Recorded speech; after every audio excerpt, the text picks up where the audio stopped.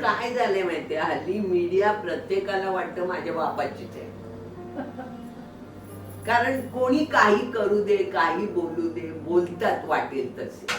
माझं काय म्हणणं, आता एक नवरा बायको आहे, ते त्यांना आवडतं नाच करायला, ते दोघं नवरा बायको त्यांच्या घरात नाच करतात.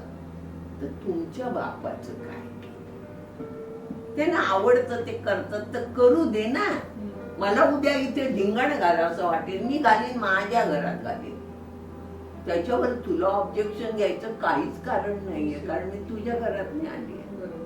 तसं मागच्या वेळेला जेव्हा हे मी फोटो दाखवत होती तेव्हा कॉमेंट मध्ये मी वाचलं, अरे नवऱ्याचा फोटो नाहीच आहे, काहीही लिहितात.